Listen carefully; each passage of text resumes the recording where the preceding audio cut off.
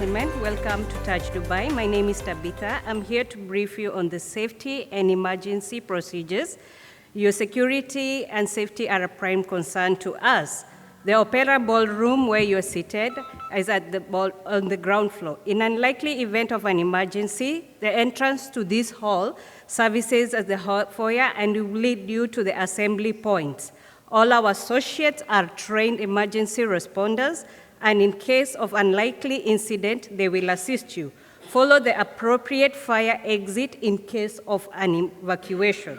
Please do not leave your belongings unattended.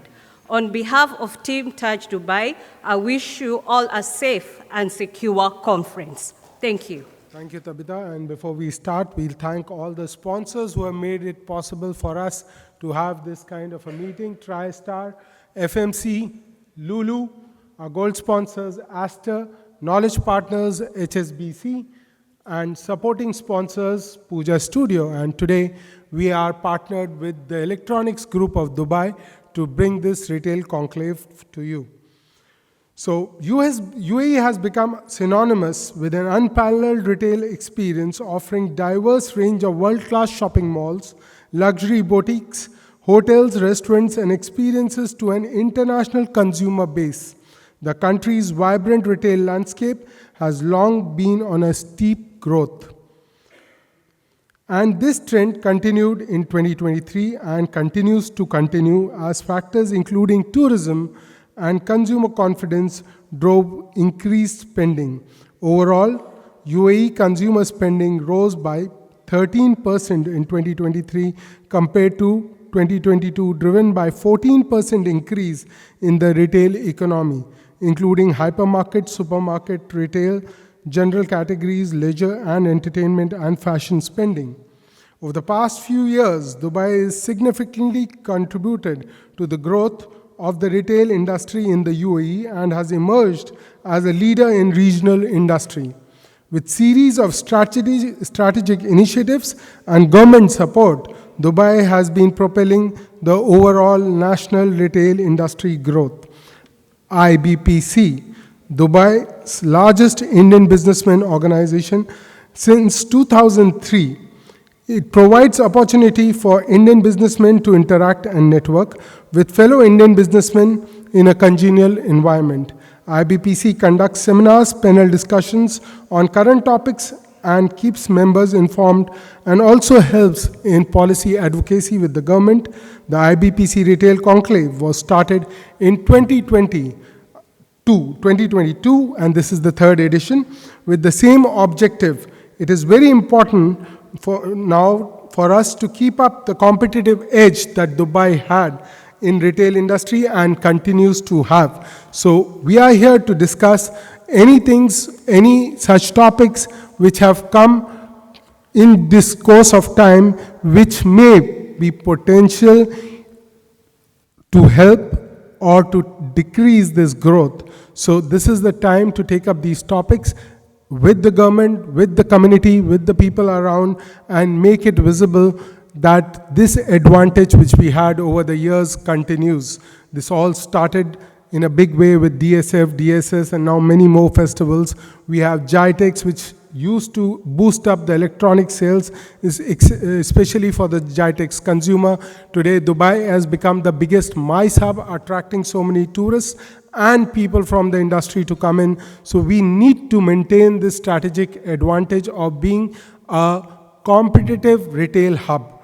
Today, we also welcome the TEG members in the forum, the Electronics Group, which is an association formed by some of the most reputed people in electronics organizations in the UAE who work together towards the betterment of electronics industry in the Middle East and UAE. We also have some common members from the Retail Business Group and DCG, like Mr. Ashish and Mr. Shuja Jashan, who probably represent all these three groups, including IBPC. So we have a gathering which understands retail and which can put their thoughts together to make Dubai a better and sustain the current status of Dubai. As of 2021, the retail market in the UAE was valued at substantial USD 56.6 billion, Encouragingly, experts forecast that the market will continue to expand steadily, projecting a compound annual growth rate of around 4.5% from 2022 to 2027. We are expecting this market to go up to $70.5 billion. In terms of dirhams, we are expecting it to reach around 300 billion dirhams. With this, I would request our Chairman of IBPC, Mr. Siddharth Balachandran, to come and give us his opinion about this topic. He is the Executive Chairman and CEO of Bumrek Corporation. Mr. Siddharth Balachandran is a young, inspiring entrepreneur driven with a strong sense of commitment and social development, and is one of the largest individual shareholders of Bombay Stock Exchange and National Stock Exchange in India. His business philosophy is rooted in socially conscious investment and obligations to improve the quality of life of people, plants, and animals. Very interesting to know, sir.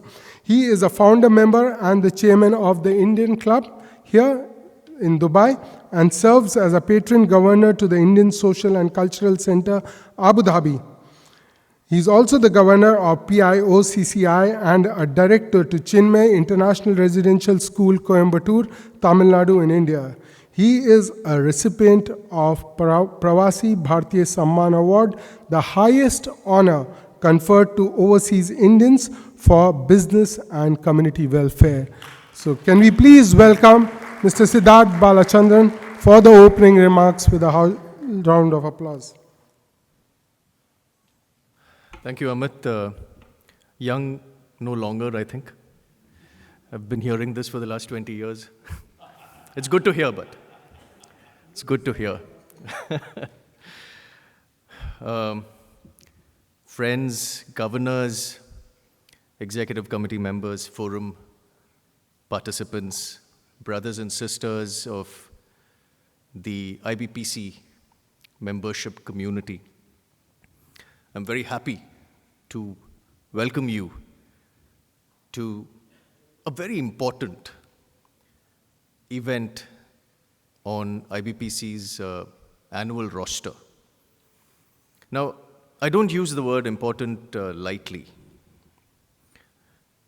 It sets me thinking about the relevance of the retail sector. Let me explain. Let me take you a little back. You know, in the early 80s, I'm talking about the time when television sets had just made their entry, and they were slowly becoming popular. And we had one national TV channel, Doordarshan. And you know, whenever I used to get a chance to have a look at the screens, those days, those were the days where studies was an occupational hazard for me, my early days. So whenever I used to get the time, the relocation of my concentration used to be the screen, the black and white screen. And I remember this very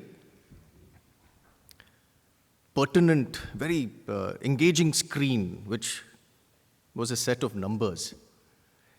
And this set of numbers was something called a population tracker.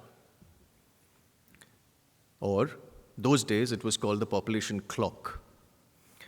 And people at that time, based on the mindset and aspirations of that time, this was a very negative thing, because the speed at which the population was, growing in India. Overpopulation was a term that was very commonly used those days. Fast forward to today. Our population has become the core strength, or a core indicator of our strength, both economically and strategically. Now, even people are calling it a very beautiful term, which has always struck me, human capital, synonymous with productivity and wealth. Now, I believe that the human capital of a nation is unleashed through the retail sector. Because that is the correct measure of the impact of a nation's population on itself and on the world. It would not be remiss of me to state the obvious. The relevance of the nation itself, I would say, is reflected by the retail sector, and extrapolate a little the world at large. So that is what we are trying to achieve here. That is the aspiration that we at IBPC are trying to achieve by trying to gauge the impact of the retail sector and thereby the nation's progress. Now, we have a wonderful panel assembled here, and I'm very enthused at seeing the impact, at seeing the takeaway that all of you have from, hopefully, the discussion. I am. Now, where else can you have a retail conclave other than this city of Dubai? This emirate of Dubai, I beg your pardon. I think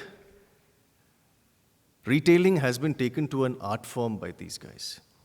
Hats off to them. An art form with a scientific bias.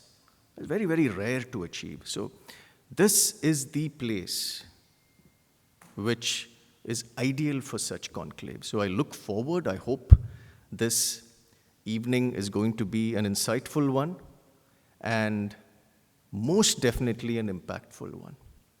Now, before I conclude, I would also like to mark a very somber happening.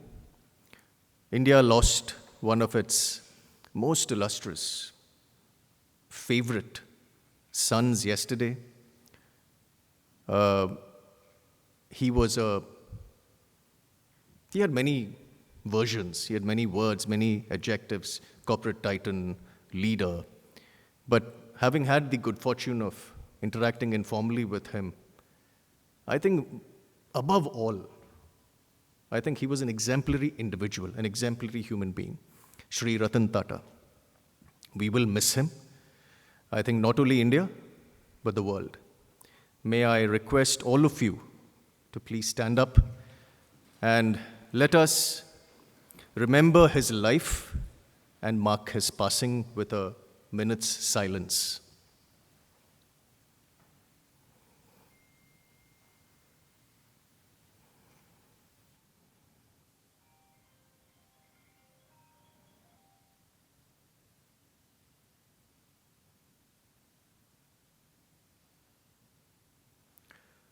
May his soul rest in peace.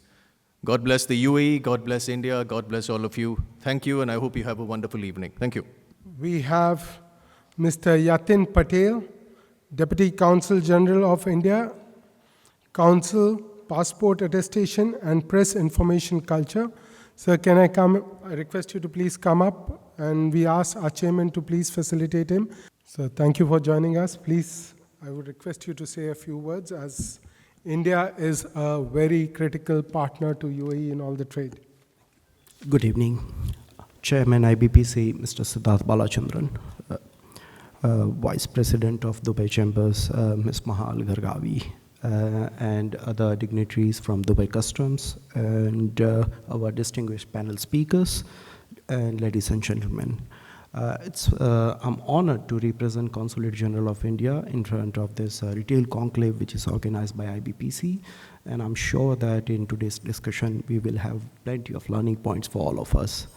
The digital transformation has affected all kind of activities, and retail sector is no exception to that.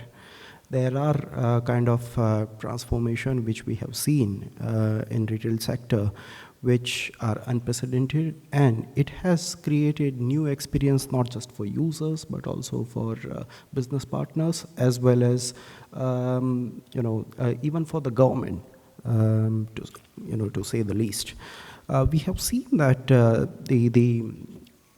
retail experience has changed for consumers in a big way.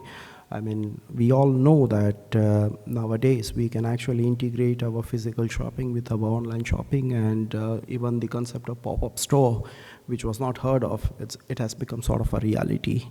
We have also seen the personalized recommendation for consumers through the online mechanism. And we have also seen the integration of augmented reality or virtual reality for the consumers for various products. At the same time, even the business or manufacturing or supply or transportation, they all have undergone massive changes. I mean, nowadays it's very easy to have the inventory management thanks to the digital technologies. At the same time, we have also seen the supply chain optimization, the real-time tracking thanks to IoT devices. And we have also seen the reduction of human errors in the experience for the consumers.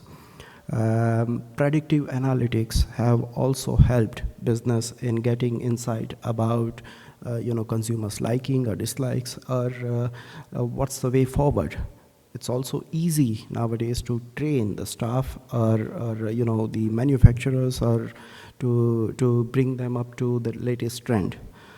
At the same time, it has also resulted into certain set of challenges. I mean, data security has also become a big point of discussion and consideration for the businesses. It has given sort of a level playing field to even small manufacturers or business people, and it has actually increased the competition. While it's a welcome step, at the same time, we know that the saturation can also cause issues. So that's also something to ponder about. And then we get a real-time insight into consumer behavior. Now we know that the changes would be very frequent, very fast, and it poses a challenge for the business to adapt to those kind of challenges coming up. At the same time, it has also changed the way we pay. I mean, I'm happy to announce that UPI has become functional in UAE.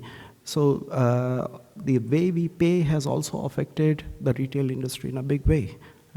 Has also created plenty of jobs, have created plenty of related challenges. And I'm sure in today's panel discussion, our distinguished speakers would be touching upon this topic, and we would get further insight into that. On this note, I would end it. And again, thank you very much, IBPC, for providing me this opportunity. Thank you. Thank you, Mr. Yatin Patel, for your words to us and enlightening some of the most important areas and developments which are taking place, especially in logistics, supply chain, and in the field of technology. Thank you. Since 1965, there has been an organization which was established for non-profit purposes, which had the only mission to support business and protect the interest of business community in Dubai. We are honored to have Ms. Maha Al-Ghargawi, Vice President, Business Advocacy Sector of Dubai Chambers. Thank you for joining us, ma'am. You are one of the most important people we are looking at. Today we have 4 focus groups of Dubai Chamber listening to you, which includes IBPC, the Electronics Group, some people from Dubai Computers Group, and the Retail Business Group. Thank you for joining us for today. Well, Excellency, the Chairman, ladies and gentlemen, thank you so much for choosing to spend Friday night with us, first of all. I'd like to extend my sincere gratitude and my thanks to the IBPC for bringing us together at this retail conclave. You know, gentlemen just spoke before me about, you know, nonprofit organizations. As Dubai Chambers, we are a platform or a voice to the business community. These business groups, whether it's the electronics business group, the retail business group, are there to support you, are there to address any challenges you might have within your industries, but also work with you in advancing and unlocking some of these opportunities that exist in the city and within your sectors as well.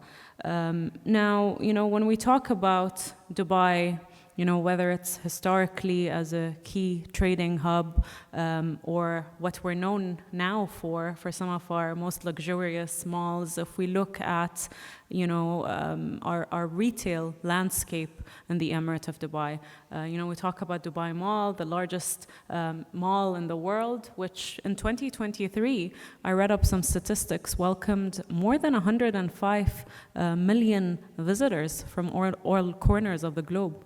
That's double of what Dubai Airport visitors are. So that's just, you know, the magnitude of, you know, mall attraction. And if anything, that's just indicative of how important the industry is and how fast growing the industry is. And, you know, with increasing population, I think, I'm sorry I was late, the traffic wasn't great, but that's just a, you know, I think an indicator of just a ever evolving and an ever growing population. We've seen numbers of tourists as well grow post-pandemic. They've gone and exceeded post-pandemic levels. And, you know, numbers have shown that the retail industry is expected to grow.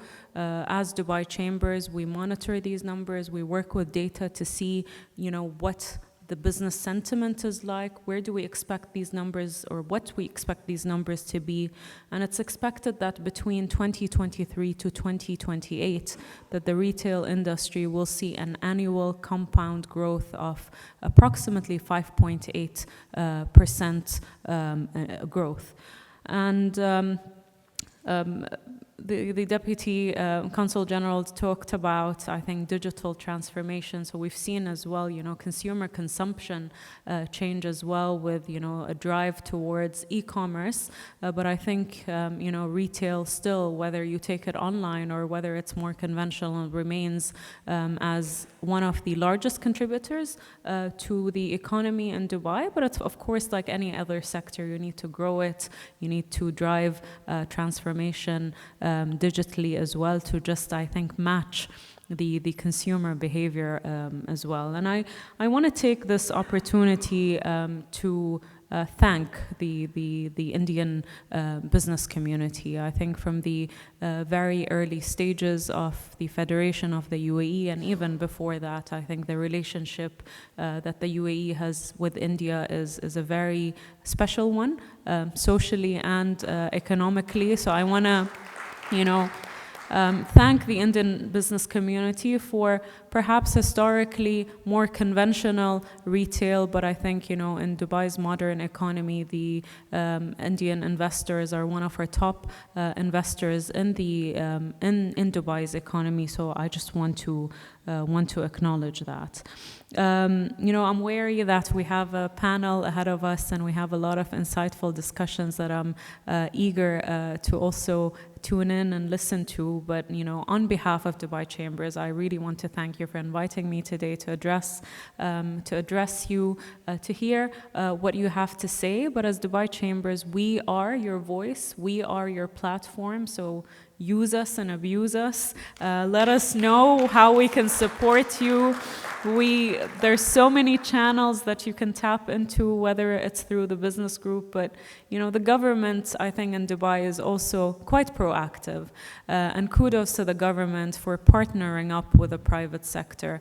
And, you know, as Dubai Chambers, we're mandated by top levels of government to work directly with the private sector, understand where are the opportunities? We don't want to lose out to our competitors. We want to remain as the best place of doing business, whether it's in electronics, whether it's in retail, or all the other sectors that we have. And I think, with the D33 strategy mandating that we diversify our economy, we tap into new markets as well. There's ample of opportunities to support the retail sector, not just in Dubai, but regionally and beyond. So thank you very much for having me today, and I'm really keen to listen to the rest of these speakers. Thank you very much. Of course. Thank you very much, ma'am. And I think there's good news. I just spoke a while back that we had a growth of 4.5% between 22 to 23, the compound annual growth, which is now projected at 5.8%, which is huge. And a big round of applause for sharing this news with us. And when you talk about people of Indian community who have been here, I was just with Mr. Shuja Jashanmal before this event started, and he told us that he's been here for 109 years as a family doing business in UAE. Not him, because he's not so old. So 109 years. We have a group here which has been doing retail for 109 years here. And we have a very big and powerful group in India, which is the Tatas, and we lost a big person from that industry and for that company who was heading it, Mr. Ratan Tata. But we have Mr. Sunil Sinha here who represent Tatas in this region, and we'll ask Mr. Sunil Sinha to please come on stage and facilitate Ms. Mahal.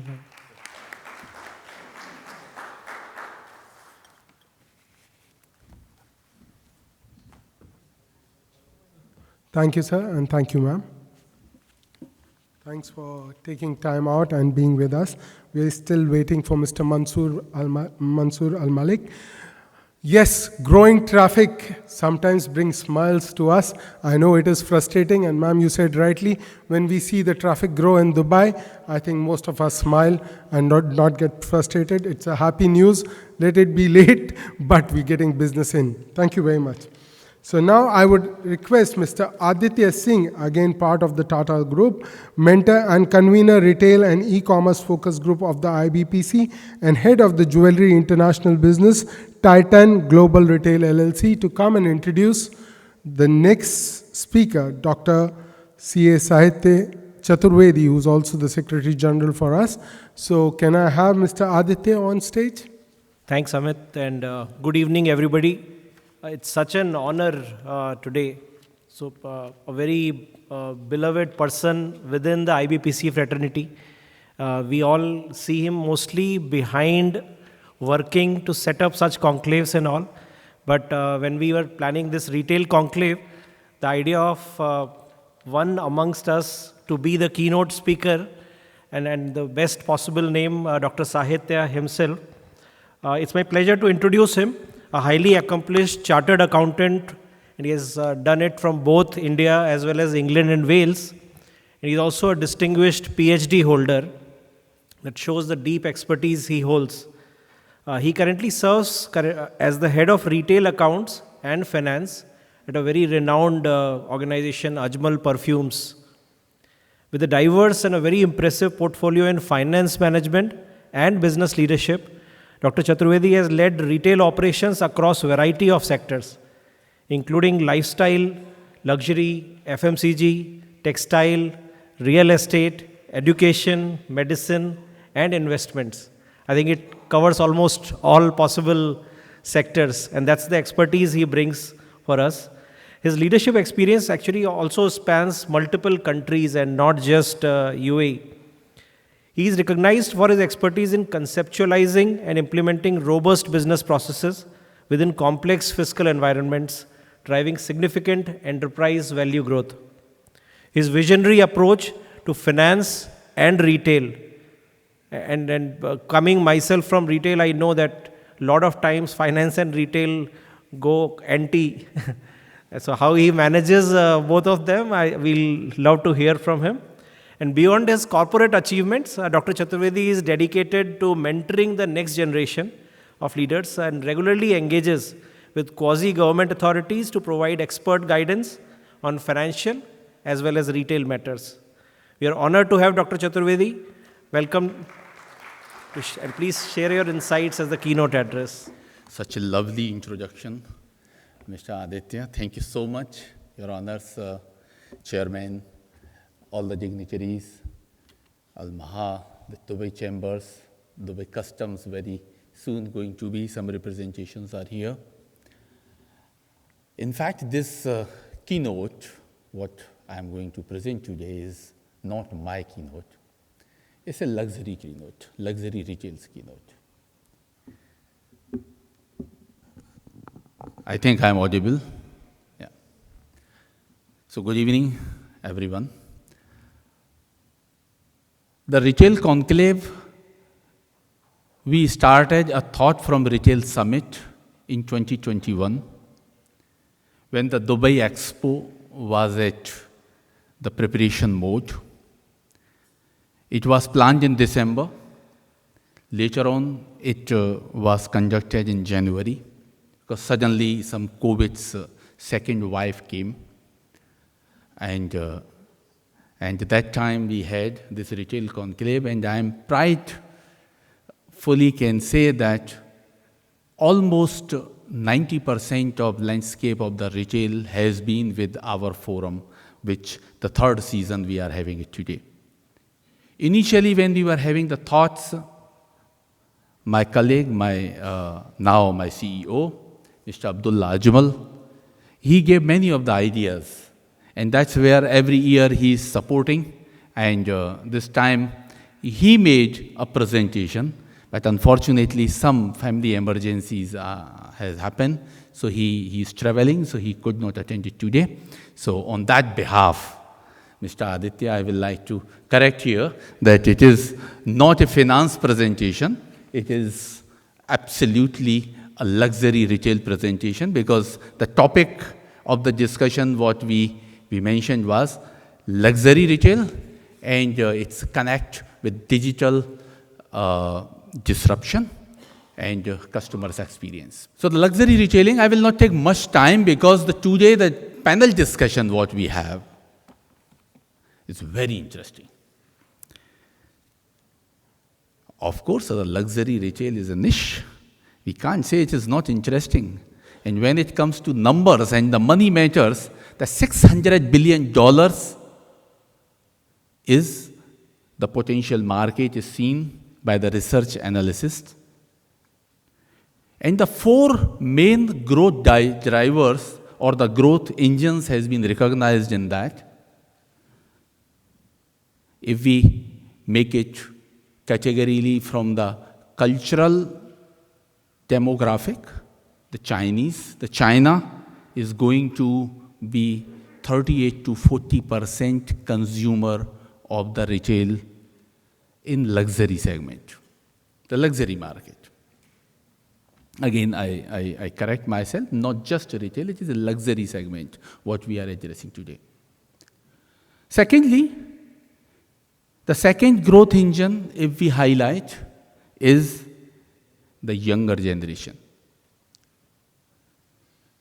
The younger generation, what they are earning today, the pace, the growth, the earning, as well as the spending habits of the younger generation is taking place. Almost 80% of the luxury purchases are estimated from younger generation.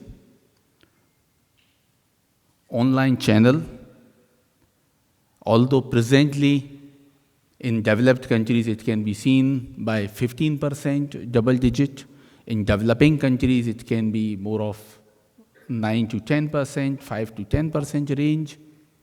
But in the coming time, that online channel, whether it is marketplace related or the online by their own retailers, is going to take place in the market share of 32 to 34%.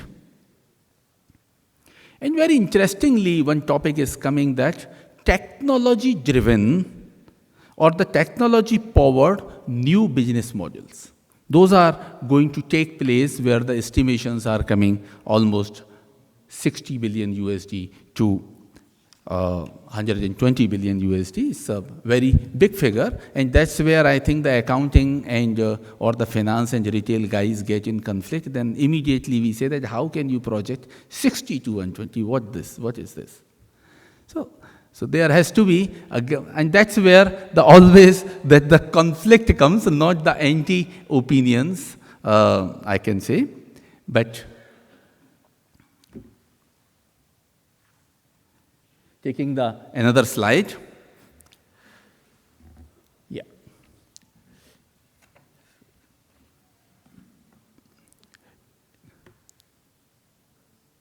Yeah, this is what. Basically, the emergence of the new consumer class, what it can be. We have heard the name of management guru Henry Fayol. After Taylor's management drive, Henry Fayol came and who gave the first definition of management, and management is what? The management is functions. That all the functions, the planning, organizing, controlling, motivation, then hierarchy, and the coordination, cooperation, leadership styles. The definition of management came from Henry Fayol. Now today, for the consumers, what the definition is coming? Again, Henry. But not that Henry Fayol of management. It is about high earners, not rich yet. And that's where the 80% of the youngsters, the younger population is going to be consumer in the retail segment.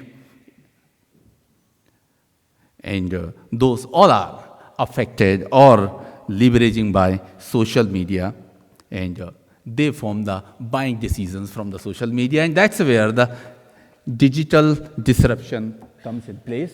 So nearly 80% of the luxury sales today are digitally influenced.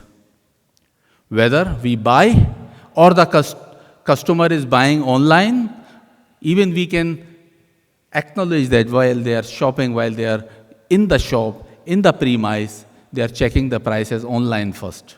So the luxury retail is influenced.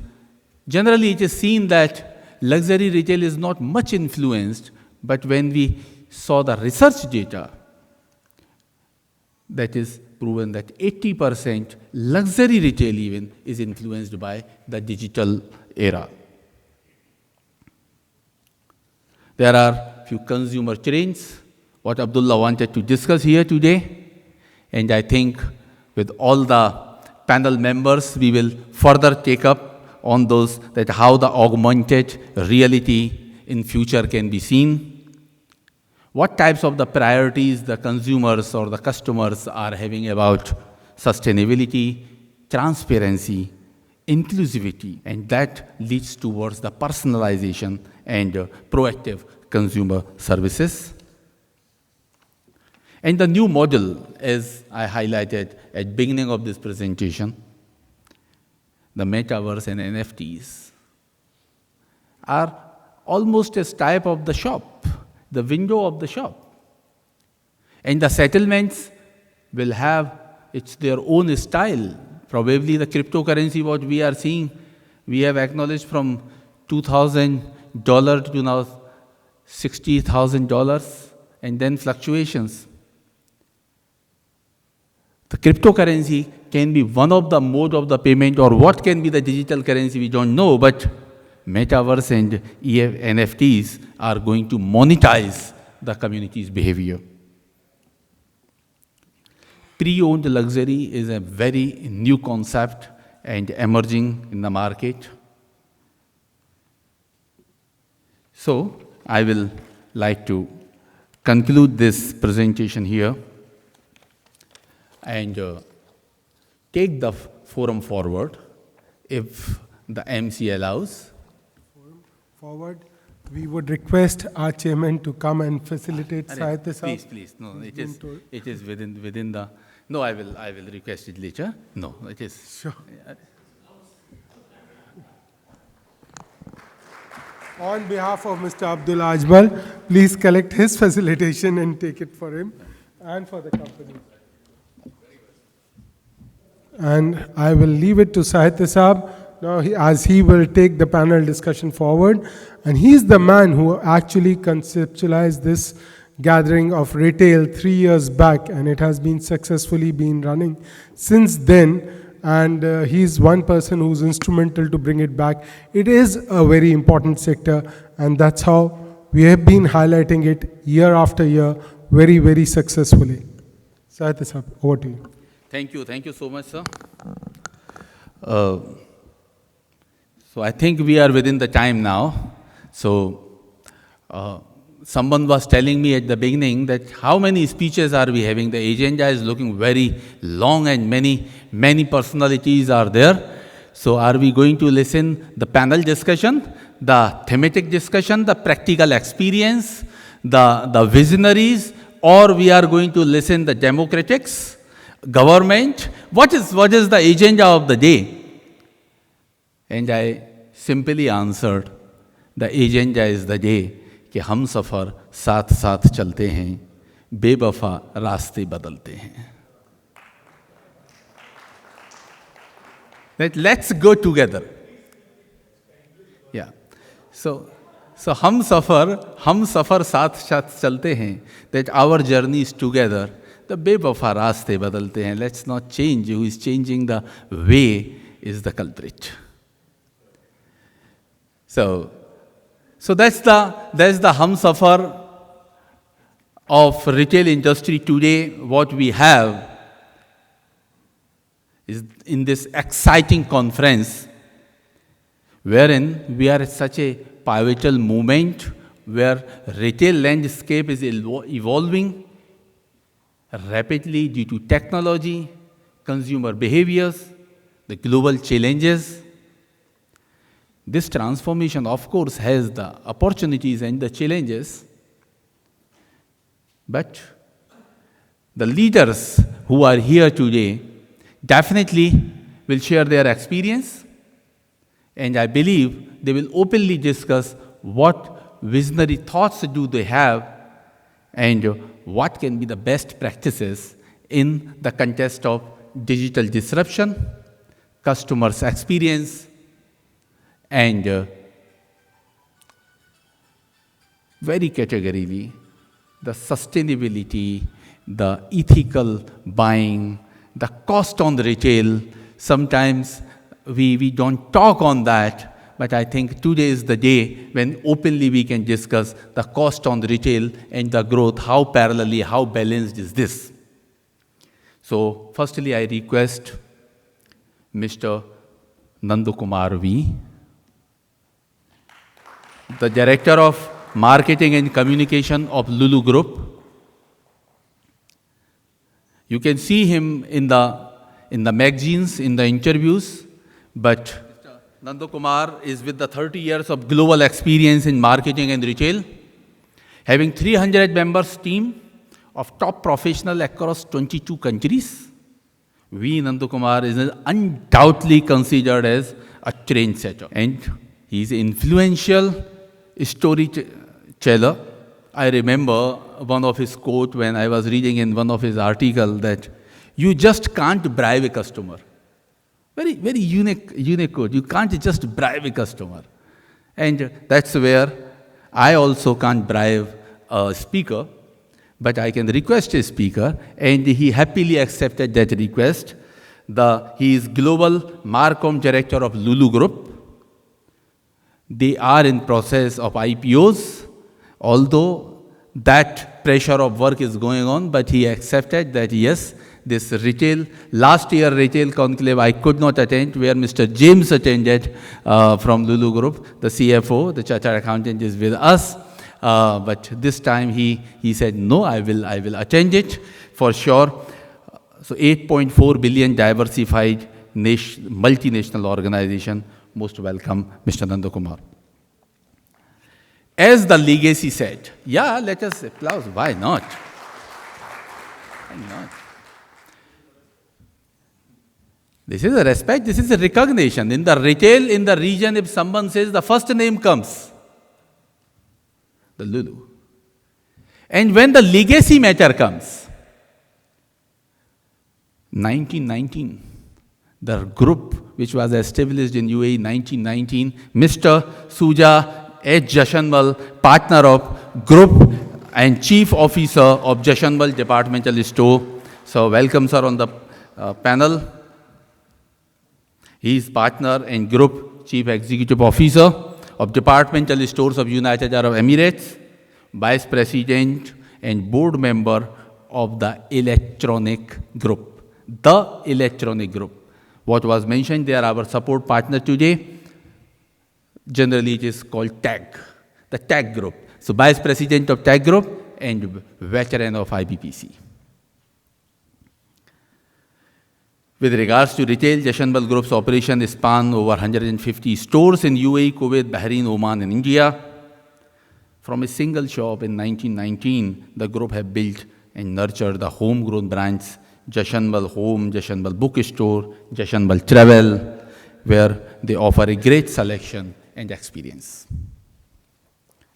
When the matter of Dubai comes, or the UAE, Dubai is known for tourism, for sure, ma'am. As you mentioned, the traffic is heavy. The 15 million tourists have come. Retail is represented by 25% of the economy.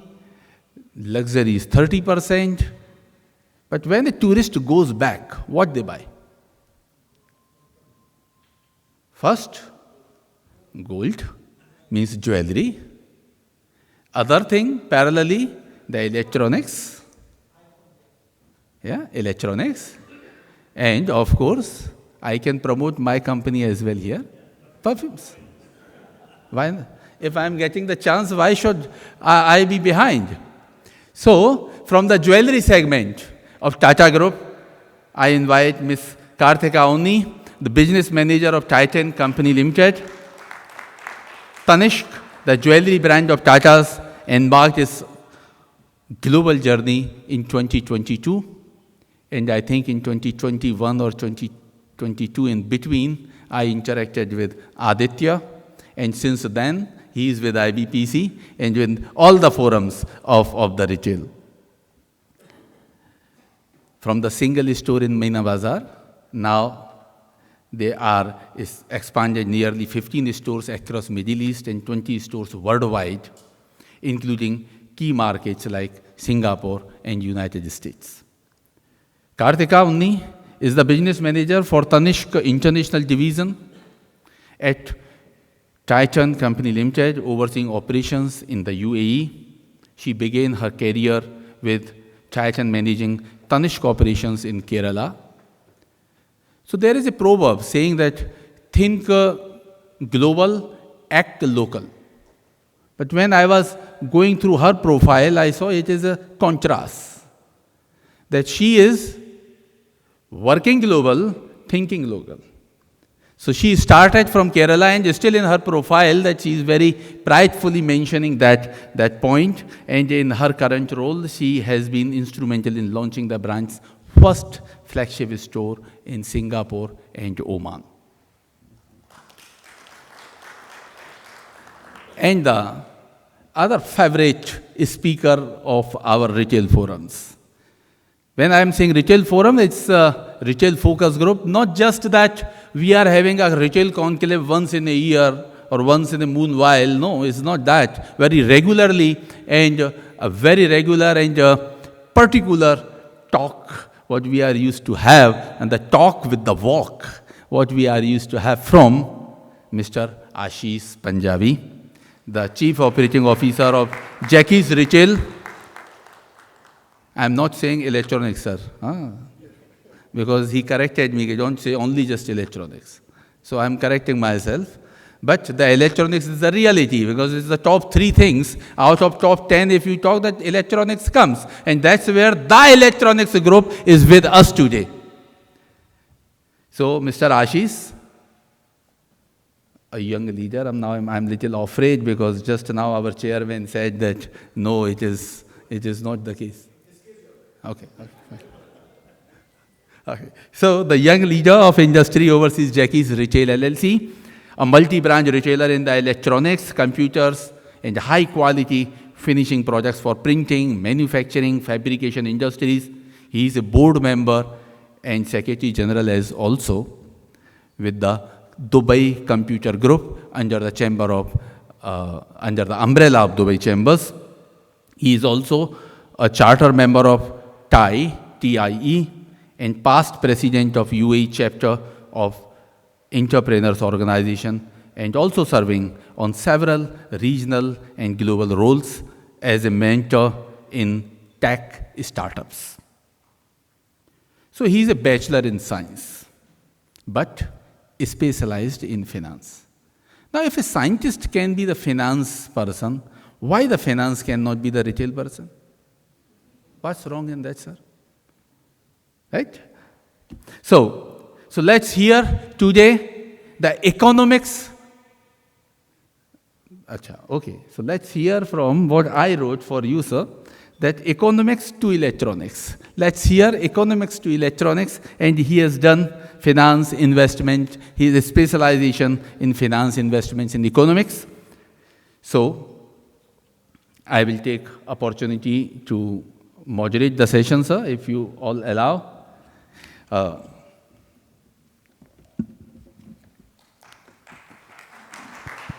So when I came here, there was no mic, so I thought that title we gave for this panel, Voice of Retail, but where is the voice?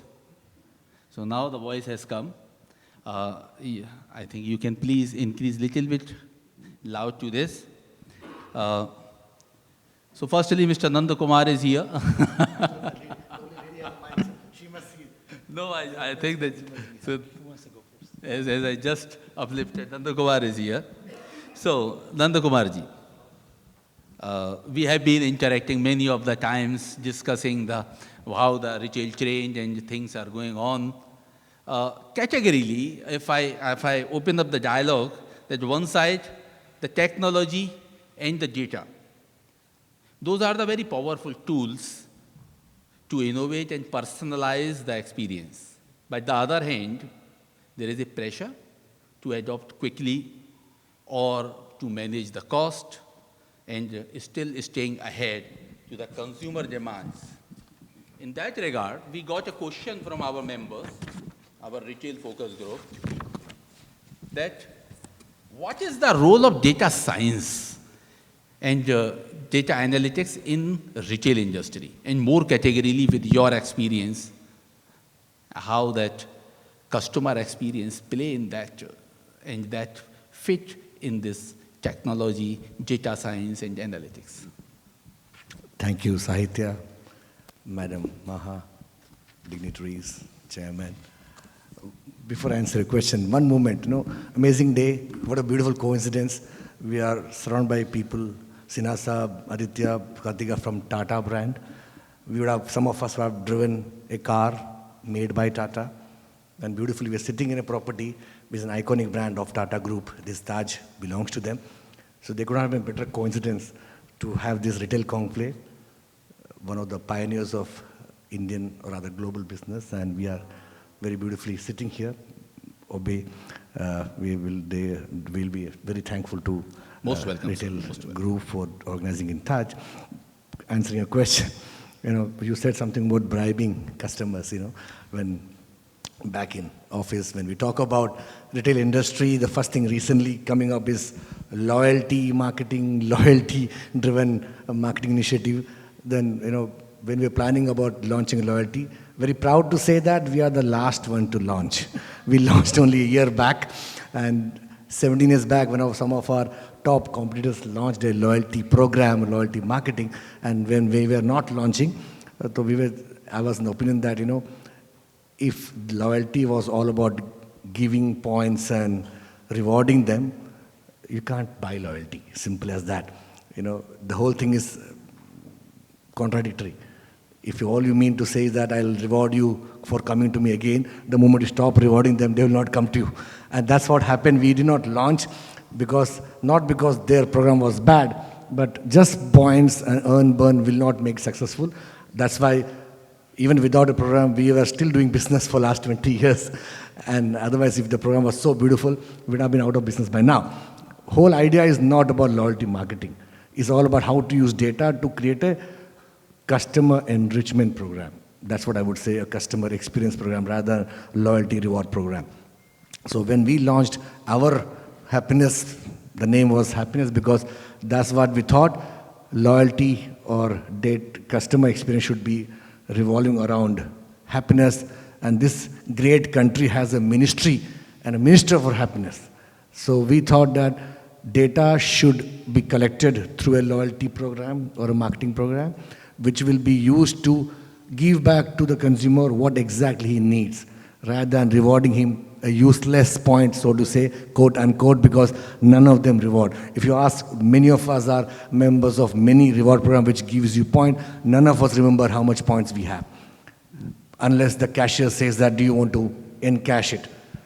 That just says that you have gone to the store not for the encashment of reward points, but for something else the brand offers. So we, being a large format retailer compared to some of my colleagues who are more niche and more luxury, like you said, we deal with huge amount of SKUs, products, stores, or data. Data for us is using it to give the consumer exactly what he wants. Like what? Like customizing the promotion, because we used to have, in our industry, the mainstay was coming out with a lot of booklets and mass marketing, which used to go out to everybody's home. It goes, so that's why you will end up having a seafood promotion booklet going to somebody who never looks at a non-vegetarian food, or a back-to-school booklet coming to my home. I don't have a kid going to school now. So now we are using the data to exactly find out what kind of demand you have, what kind of shopping patterns you need, and we customize a promotion or product offering based on that. So you just get what exactly you need. That's what a consumer would need more than just giving some points. Similarly, we also use data now to even forecast our sourcing efforts to better manage our inventory. Because now we know exactly what kind of products should be stored and sourced, rather than sourcing first and finding ways to sell them to a consumer. So data science is going to be the key in retail industry. It has always been. It is more so now because with the advent of digital media, digital marketing, social media, or whatever you have shown the presentation, they all require one thing, that you must talk to a consumer exactly the way he wants to listen to it, with the exact thing he wants to see. So data is going to be very important. You name it, whatever you want to do, however you procure it and use it very judiciously, following all the compliance norms. But please do not sell what you have. Find what the consumer needs and sell that to them. That's where the point comes. I think at the conclusion you came very, very rightfully. I don't mean that previously you were not saying rightfully, but I was not understanding rightfully. Reason being that you said that you came only just a year back in the loyalty, where the region was doing it from last 20 years. So you were behind, or the region was forward? What was the reason? No, it was not that. We were doing not loyalty marketing. We were giving something which the consumer always wanted. Okay. But not in the conventional way of redeem and earn and burn point. Okay, earn and burn. Yes. I can correlate. Some of the case study came recently that in this region the loyalty points ranges from 0.1% till 10%. And one of the company, that case study came very much within our industry and IBPC related, that loyalty customer segment was growing by 30% and more, but their sales was even not increasing. The growth was not there, or hardly in few of the segments region wise. If they say Abu Dhabi was less, but Dubai was growing by single digit growth, wherein the loyalty points and the people are not encashing. They were increasing from 2.5% to they reached to 5% cashback, then they reached to 10% cashback. Still, it didn't impact. So that's where what customer wants. Now, the same thing, if I take it forward, sir, to Mr. Suja, sir. Is it not a challenge to the retailers that what customer want is what we have, which is a first egg or first chicken?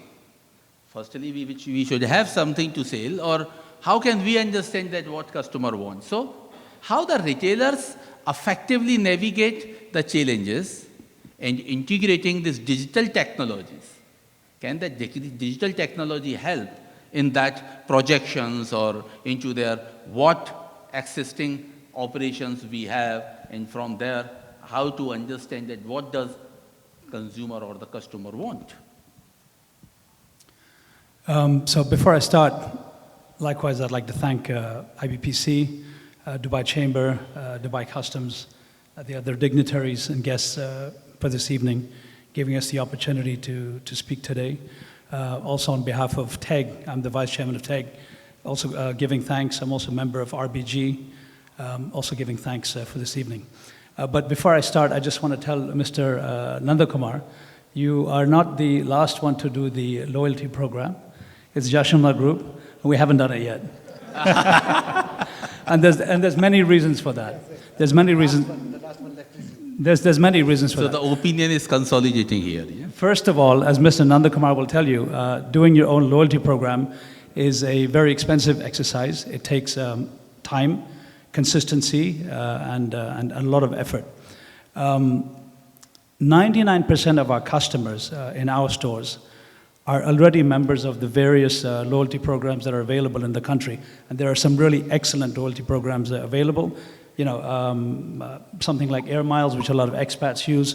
And then for everybody else, there's Esad, there's Faza, there's ADCB points, there's Emirates NBD that does activities. So their loyalty programs are so fantastic. The topic of our group doing loyalty cards or loyalty programs comes up pretty much every quarterly. And we run the numbers, we look at what we're getting out of it, and we say, let's move it to the next quarter, let's move it to the next quarter. And that actually has been going on for about 10 years now. So, okay.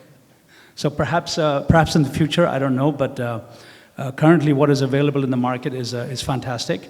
And if groups like Lulu have very successful loyalty programs, perhaps we would like to do a tie with them rather than start the wheel all over again.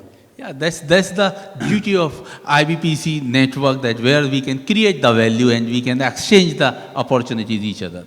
Very good, sir. Thank you. But coming to your original question, the chicken and egg story. So I think all retailers start off as an egg. It grows, it becomes what it is. Every retailer, every retail group has a certain look, feel, product offering, has an ethos, has a way of communicating to its customers, and has its customer loyalty group, primary target market, secondary target market, and tertiary target market. Digital commerce, which the world has seen, started by the likes of Amazon, for example, that started selling books online, which was a novel idea back then. And we all know what has become today, slightly bigger than a digital bookstore. Has been phenomenal in transforming not just the retail industry, but the world, transforming in the way people get educated for their needs, their purchases, their wants, their demands. And today's customer is highly educated before they come in to buy what they want. They've already done their research. Stores like ours or stores like any of our competitors, you know, they're finite. You have a certain square meterage, there are 4 walls, there are shelves, and you can stock a certain amount of products, whether it's 1,000 SKUs or maybe 500,000 SKUs or maybe 1 million SKUs, probably a lot more than that if I'm correct. Our group started in banking on e-commerce and digital marketing. We started the whole project in 2018, and we knew that it was going to take a few years of research, getting people on board, trial and error, running systems before it becomes functional. We had planned to launch our own e-commerce, for example, by July of 2020. And we all know what happened in early 2020. I think somebody called it, COVID's first wife or second wife or something like that. But anyway, so the world witnessed the pandemic, and everything shut down immediately. We looked at where we were with e-commerce. We didn't know what was going to happen, how many days or weeks or months. We were going to wait for stores to reopen. So in late March of 2020, we hit the button and we got e-commerce going off the ground. It was 90% finished, but it was good enough to put out there. And that carried us through very well in fulfilling the immediate demands of our customers who were basically sitting at home saying, I need to do something, I'm getting bored, I need to buy something, I need excitement in my life, and we were able to service most of those needs very quickly. But coming back to your original question, retailers' spaces are finite. We have incorporated digital into all our stores, or what people refer to as omnichannel sales and marketing. And that gives us the opportunity of what we call in the industry endless aisle shopping. So customers come into our store, they see X number of products, colors, and options, and they say, well, do you have this? And we say, yes, we have it, and we're able to show them on the screen. What else you have? Now in a store, we may be able to carry 5 brands, but digitally, we can carry 5,000 brands. So we work hand in hand with what digital technology has brought to retail. And I think without it, we probably would not be able to survive the onslaught of Amazon and all the other companies like it. So we've had to adapt. We've had to learn very, very quickly and adapt. As they are adapting to bricks and mortar retail, we know that they're experimenting with store formats all the time. We've had to adapt and try to be as good as they are at what they do. And that gives us longevity, and we survive and continue to excel. Very well said that the technology is helping the managing the inventory, as our Deputy Councillor Yateen Saab very easily mentioned that managing the inventory has been very easy nowadays. Although it looks for the accountants, it looks, it is affecting the career job. But yes, the technology is supporting it. We can manage much more larger inventory and can understand the customer behavior. Let me go a little bit unconventional now. No, I'm not coming to Tanishq now. I'm going little bit unconventional. So my next question comes to Mr. Ashish. Ashish. Now we have understood that customers' technology is going on, the loyalty has been challenged. But what is the cost of retail? Now today, in this landscape of retail, we have, yes, the employment is the cost, the finance, banking is a cost.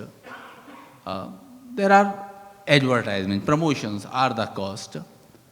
Can you highlight some of the costs which can be controlled or where we can seek further support from the government?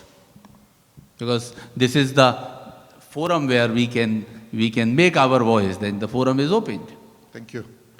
So I get the big question. And thank you IBPC for having us here this evening. And also my thoughts go out to Mr. Ratan Tata at this time as well. So starting, since we're on a theme of loyalty, we don't have one as well. So it seems to be a competition. So our technology partners here in this forum, they will be, lot of customers are there.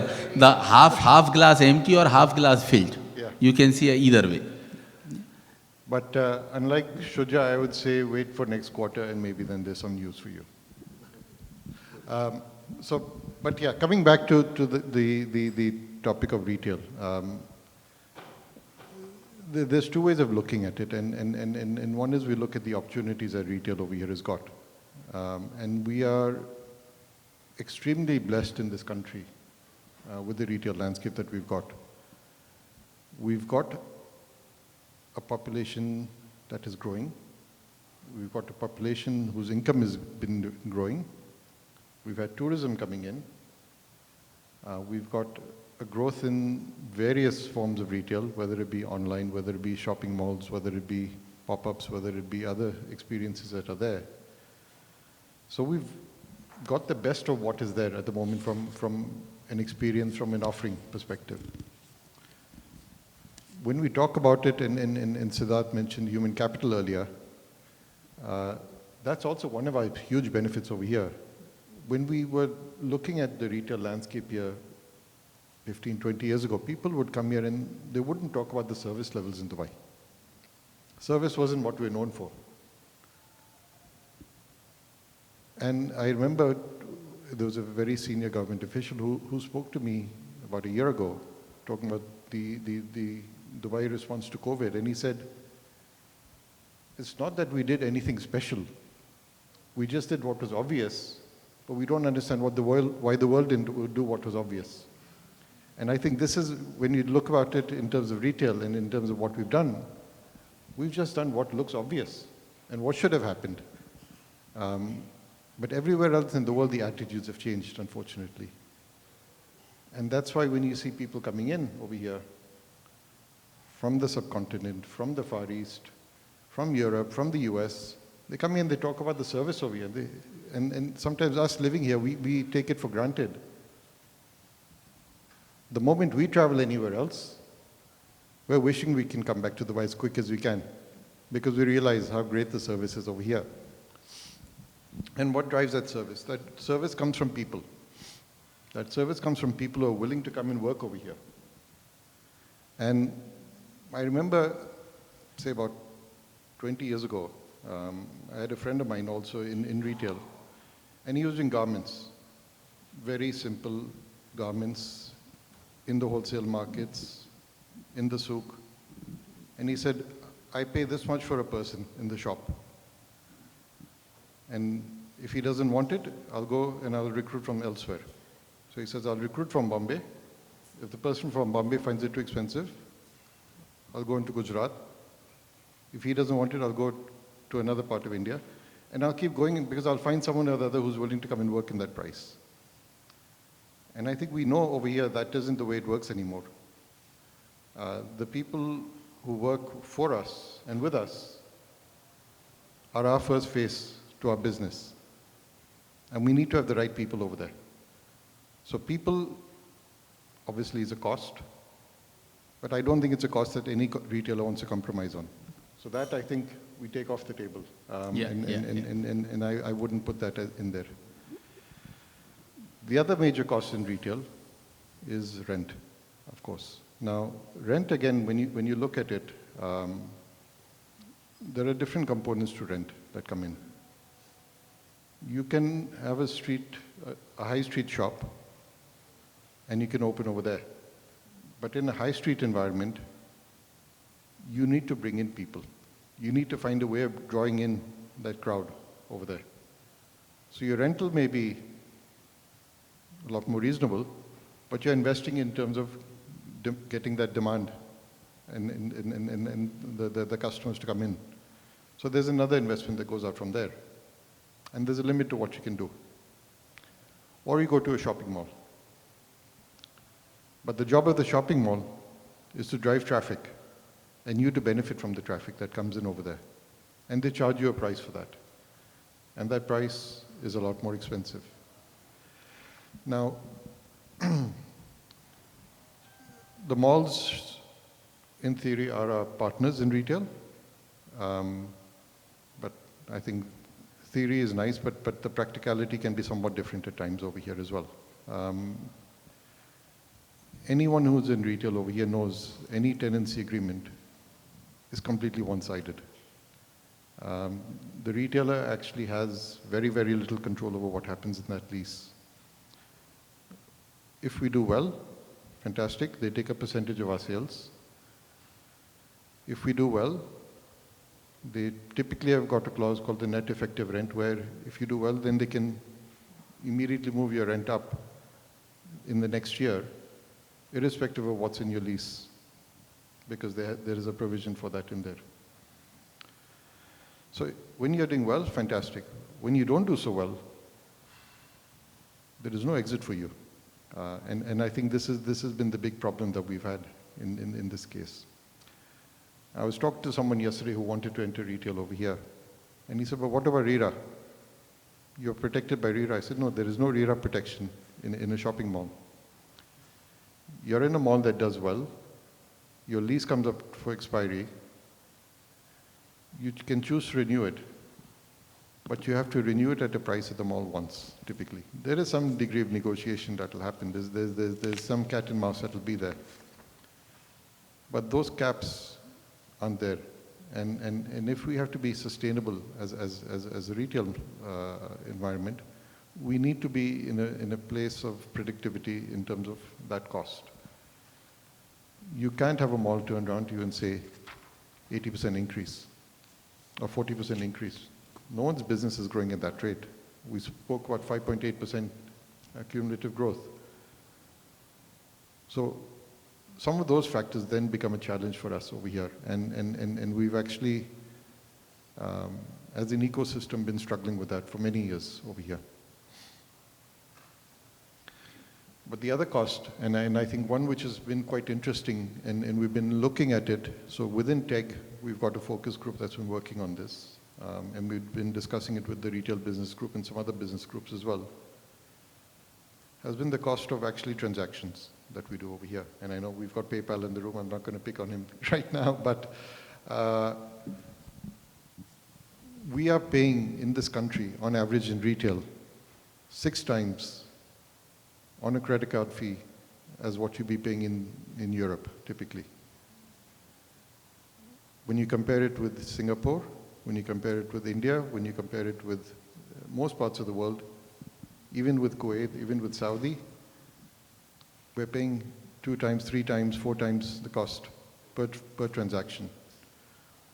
And we're now talking even in the media today about moving cashless in Dubai. They want it to be 90% cashless. So this is essentially a commodity service in many ways. So we're looking at it from that perspective and saying, how can we keep that cost into a place that's manageable? Now, to put it into context, electronics is a fairly low margin industry.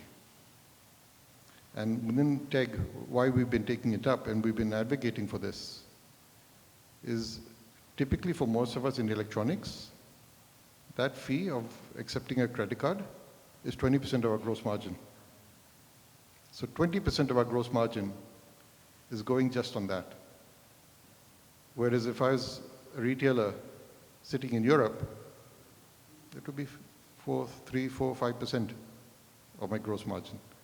So there is a dramatic change in terms of where that goes over here. And I think this is really important for us because we're looking at it and we want to offer more. So we're talking about loyalty over here. We all want to offer different types of loyalty programs. It's expensive to run our own loyalty program because we don't have the space, we don't have the room, we don't have the margin for that. Because margins get eaten up in these places. And I think we can do a lot better in terms of what can happen over here. We know about the UPI and the RuPay being launched over here, and we're extremely excited that is the solution, what you mentioned. So I'm coming to it. It is extremely exciting. Now, we all want to promote it because we know the value of the Indian tourists that's coming in over here. And we see what they can do and the potential that they've got. We've been all active in the launch events. Now, when you compare what UPI is in India, the transaction cost is 0 because it is compensated through other means that the government has got, primarily GST. So when it was coming over here, we had the expectation, we finally had something that would hit the nail on the head, that would give Visa and MasterCard a run for their money, and we could actually now come in and say, we have a card that can come in at a much lower cost. We didn't expect it to be 0. We knew there would be a cost. But unfortunately, the way these arrangements work over here is you need to have an acquiring bank that processes the transaction. The acquiring banks work not together, but they don't seem to be as competitive as they can be. And the cost of a UPI transaction for us is the same as processing Visa, MasterCard today. Yeah, because sorry to interrupt in between, because we had a couple of months back the RBI director in the same stage, and we discussed very openly that mechanism, that how are they going to plan it, and the answers were quite appealing. So they will be looking for, as the business will grow, the cost will certainly. So the issue comes in with the local implementers. Yeah, And so I think local charges, yes, I think you are addressing towards the bank charges or the credit card or debit card charges, what are being charged by the Visa, Master, or the channel partners. Even PayPal's partner is here. We welcome you, sir, in this forum. And today, fortunately, each table, I can see that from the retail side, apparel group representation is there. Thanks for coming. Al Futain representation is there, whom I know. HSBC from bank is there. PayPal is there. Tatas are here. The Pancholia family is here. So I think that good representation of the wholesale, retail, merchant and trading, and of course this stage today. But I think you touched very practical points. One is rental. Other one, the credit card fee. But I can understand that other chartered accountants also can't be thinking that, yes, it is a budget time. So that Ashish is thinking that how to make the budget for the year. Yeah? So, but not that, without discounting that. Mr. Suja, will you like to add on about the rental part? I hope there's not too many people from shopping malls over here, because I'm going to have a go at you. Retailers, we always tell shopping malls, look, we need a sustainable business format. We're with you in it for the long run. We're here to develop your malls with you, put the right brands in the right places, invest, market, advertise, train and develop. But it's got to be a win-win situation. So up front, it's always yes, yes, yes, we're with you all the way. But then we also know the fact, and I think it's a double-edged sword. It's one of the payments for the success of Dubai. It's one of the payments for the success that we, as retailers, have done here. We have created so much demand and attention from the world to this place. I personally look after all the leasing that we do for our group across all the shopping malls. And I talk to them regularly all the time. If you look at the big malls here in the UAE, in Dubai and in Abu Dhabi, they all have 200 to 400 brands waiting in line to get in. We go to trade fairs all the time and we meet many brands, some fantastic brands, whether it's from the Far East to Southeast Asia or from Europe, North America, Canada, that want to come to Dubai. We'd love to bring them to Dubai, but there's no space. So the malls have this attitude that, yes, we understand you need a sustainable rent-to-sales ratio, and it depends on what industry you're in, whether you're in foodstuff, or whether you're in electronics, whether you're in fashion, perfumes and cosmetics. So the margins vary, or luxury goods, for example, the margins vary. And different retail formats can accept different rent-to-sales ratios.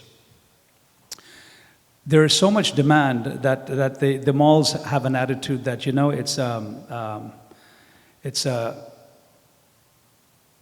it's something that they cannot get away from.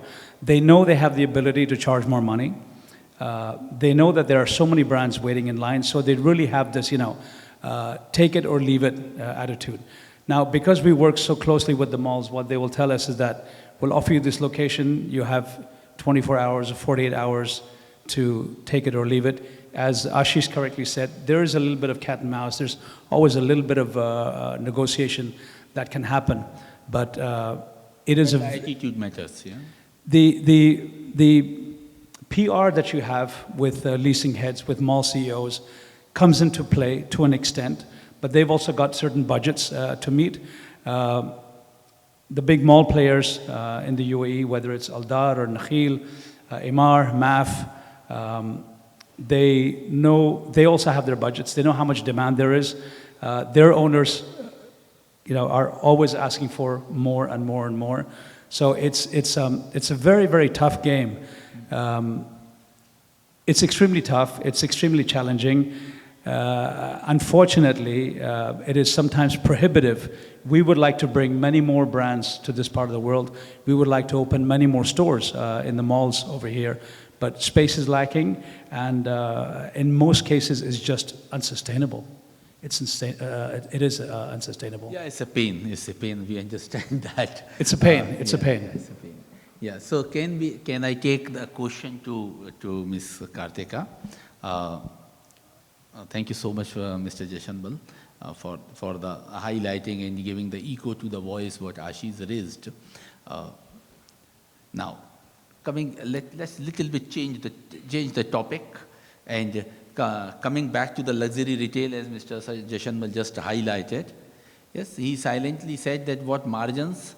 Ashish also gave us the highlights what margins the electronics are having. We can make it 5% if the cost on the credit cards, and then 20% that is representing to your net profit. We can understand what margin are you having in the business. And that is a healthy margin. It is, by the way, is not a lower margin. It is a good margin. So coming to the retail part. Retail part is that e-commerce is happening, online habits are there, and you are in luxury retail, you are in jewelry. So what type of the shopping habits are you finding? And do you see any conflict between online and the brick and mortar or the conventional module of the retail category in your segment? Good evening, ladies and gentlemen. It's an absolute honor to share the stage with all the dignitaries here. Thank you to IBPC for inviting me today. Moving on to the question, since the hot topic or the hot word of this decade is technology, so I'm from Tanishq, which is part of the Titan's large portfolio of brands. So at Tanishq, we started off as a brick and mortar retail store format, but after the advent of COVID, as we all know, the online channel has also been very, very crucial for us in terms of sale. So the most important thing that we are focusing is on how to seamlessly integrate the online channel and the physical stores or the retail stores. So that's where we are focusing on. So when, again, another thing is, as Tanishq, we have a lot of stores in India, but our expansion into the international markets have just started in 2020. So we have a limitation in the number of stores that we have right now. So it's very important that our online website is, is on top, is actually top notch. So a lot of consumers who discover our products through the website, we have actually come up with a virtual try-on system, which sort of enables the consumers to try the products virtually. Now, to take things forward, what we have done is, still we have some couple of customers who would just, visit the website, browse the products, do a virtual try-on, but leave. So to ensure conversions online, what we have done is we have actually deployed a live chat system, wherein we have a team who is available 24/7, who would actually cater to the questions that the customers have. So those are the robotic live chat, or we have bots as well as we have a live chat team who are available 24/7 to cater to the needs of the customers. And taking it one step forward, so some of the customers would make the purchase then and there, but there are still a large portion of traditional customers who would still want to come to the store and check out the products and make a purchase. So certainly you might be giving good training to the staff to handle those situations. Absolutely, yes. So that's one way wherein we route the online traffic through a live chat to the nearest store. But there's one other way. Some of the customers don't even want to visit the stores. What they want to do is they want us to take the products and visit them at their home. So we are even enabling that. So coming back to the point, so it's high time that all retailers try to seamlessly integrate both the online as well as the offline channels, and that is where the future of retail is going. Yeah, that's where the research also says that 80% influence of digital is on. So let me come back to jewelry, from jewelry to FMCG, the grocery. Yeah. So Mr. Nandakumar, having you on the stage is a pride and privilege. Will you like to share that what are the new trends, and when it comes to the cost on retail, I think not only shopping malls, they are also shopping mall.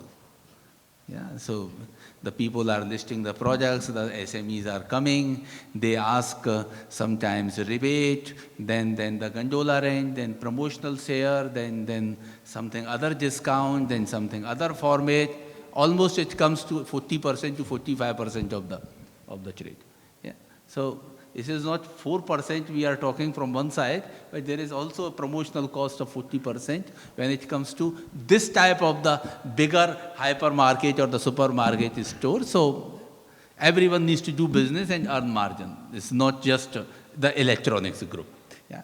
So coming back to the point that what are the new trends? Because see, when we asked the questions with our members and they gave us almost 40 to 45 questions I got from the members. And I tried to summarize those questions, and then those questions, few of them I'm, in respect of time, are throwing because many things, very practical situations. So coming back that in the large format of grocery and the hyper sector, what role artificial intelligence plays in your domain of business? I will not talk on the cost. Cost is done, is addressed. Having a moderator who's a chartered accountant is a problem. He talks about a lot of cost aspects. Absolutely happy to answer that. AI, why just AI? It can be the bigger word, like Kartika said now, technology integration, amazing thing, omni-channel, AI, chatbots, or customer service, or promotion, whatnot. Correct. But bit cliche, you can't, in fact, change the way you do business beyond a level. Correct. End of the day, true. Especially a brick and mortar. I think all of us here are primarily brick and mortar business. Now somehow trying to jump on the online bandwagon. We have a huge network or presence of our physical stores. Correct. So I would say that while we can be quoting the new fancy kid on the block, the technology, the AI, the data, and all, let's not forget that end of the day, Talabat can deliver a meal to your home, but it can never deliver a dinner. Now this is the reality. It cannot deliver a beautiful dining experience to you. Noon can, with all due respect, deliver something very quickly. It cannot deliver the touch and feel of touching a bhindi, breaking the tip of the bhindi to find how fresh it is. So, end of the day, I think experiential shopping can never be taken out of, especially a consumer this part of the world. How much ever you do the AI, chatbot and all, it can only augment certain segment part of it.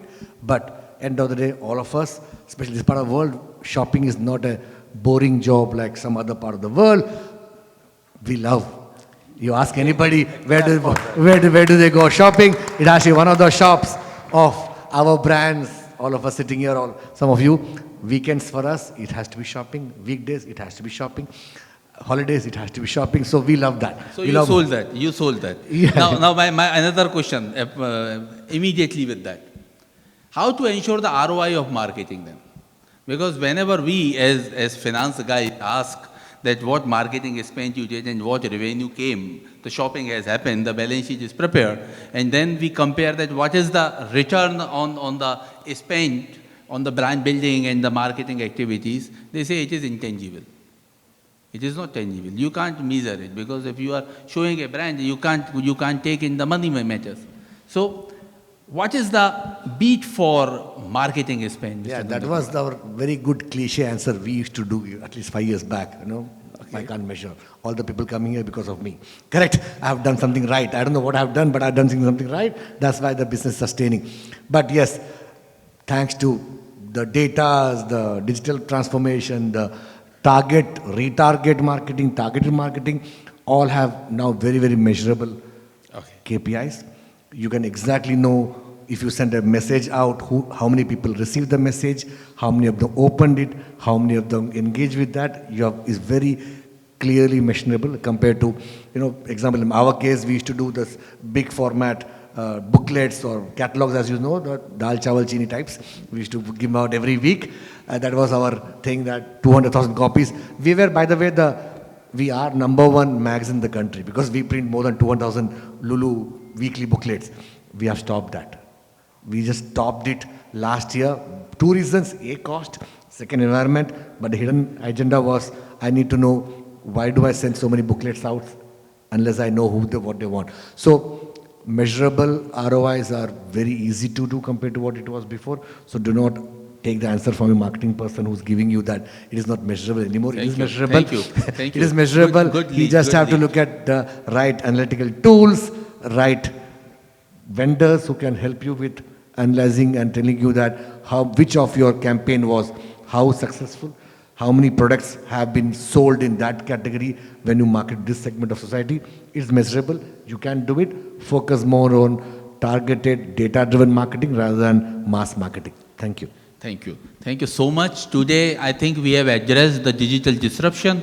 We addressed the retail, very, very sensitive part, that what type of the cost on retail, somewhere indirectly the margins on retail, of course, the customer experience, the habits, the changing trends.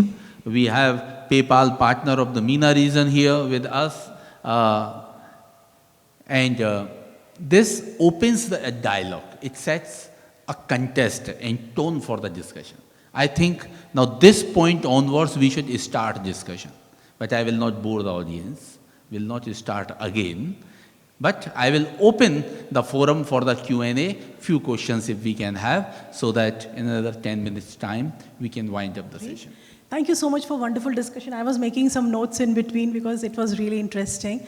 My question is that around 1982, the tangible assets were having more value compared to intangible. By 2022, the intangible assets are having more value compared to a tangible one, like the brand name, logo, brand value, customer perception, and all this. So how does it, what are your thoughts about the retail? How does it impact the retail business in that context?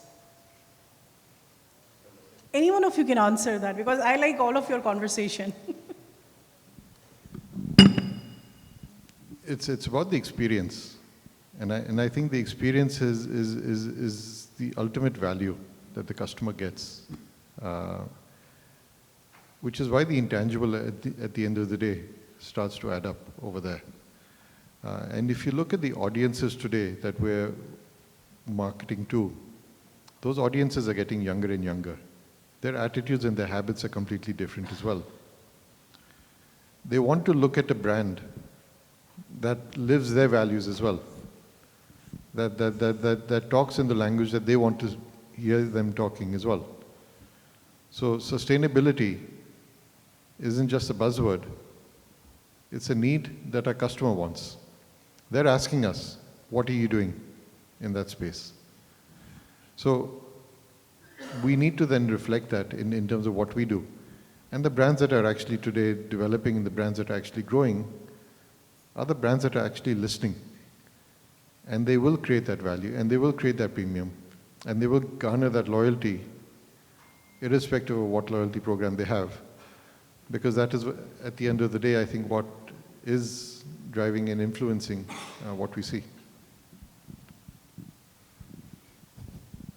Yeah, hi. Yeah, very important. Sorry. What you asked is, if you ask me how much weightages, massive weightages for intangibles. Because end of the day, most of us sell multi-brand products, correct? We're not selling anything. I sell the same Nido which anybody else and the shop down your building sells, correct? So it's just how you sell it.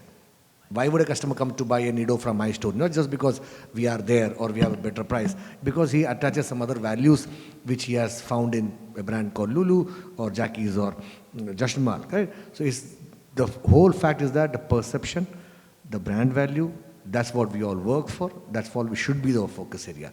Discounts will get to a customer. Experience will get to a loyal customer. Thank you. I think it's getting very interesting, but we'll take just one more question. I have a gentleman there.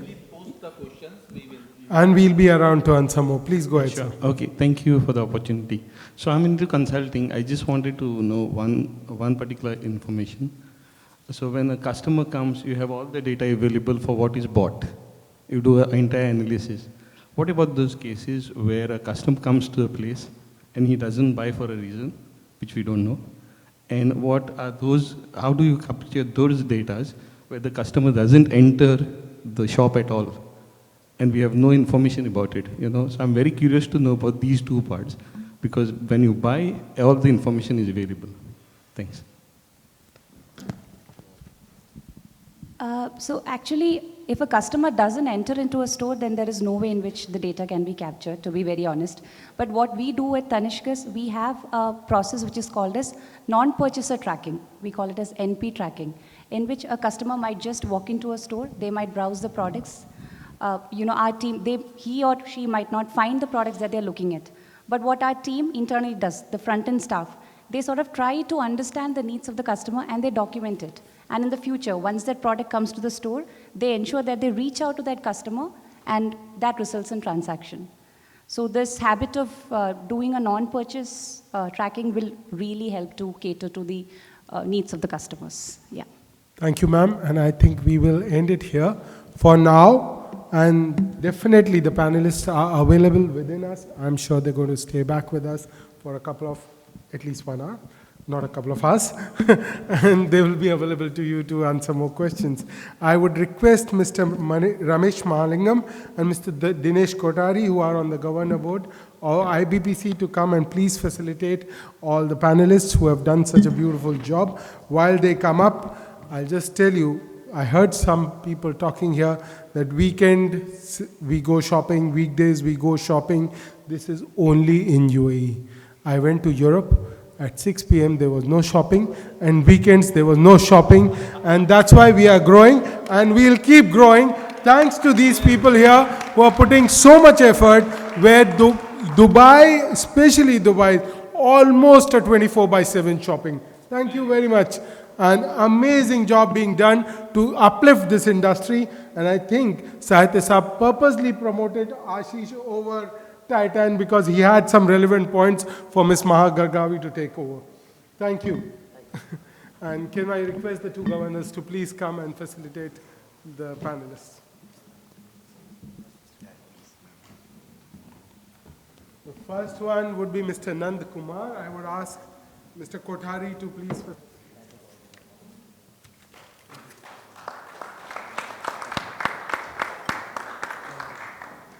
Ms. Kartika Uni.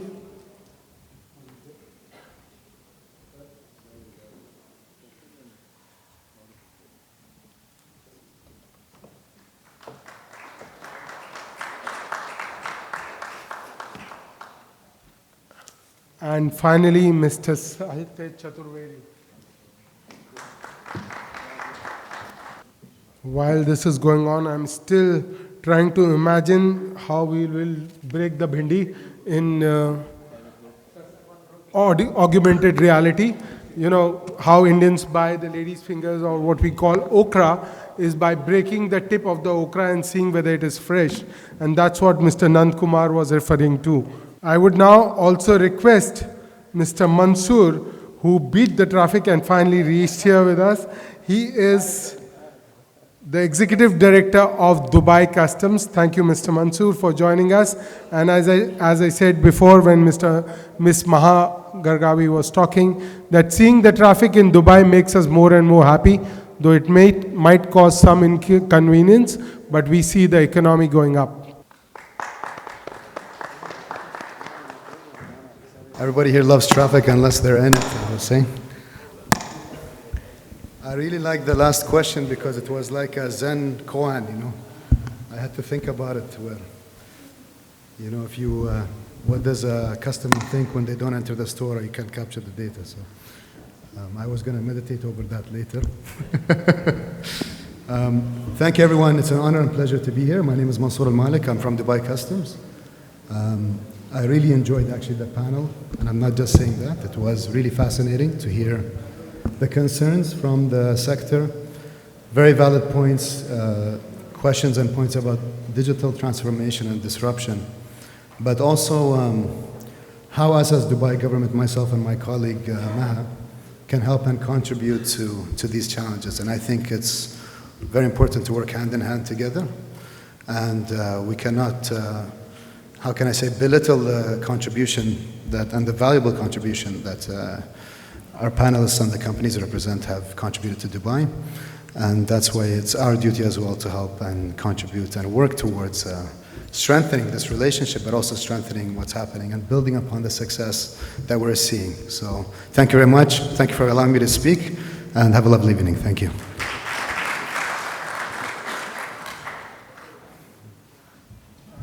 I would request our Secretary General, Mr. Sahitya Chaturvedi, to facilitate Mr. Mansoor Al-Malik.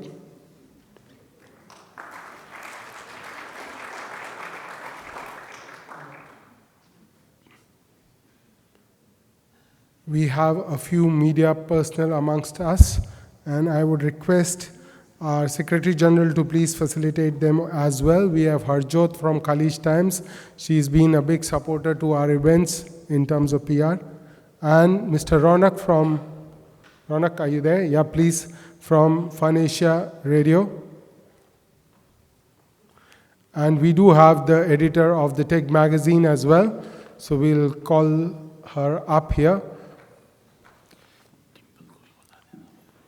And we had somebody from our PR support team. Dimple, please come here and join us on the stage.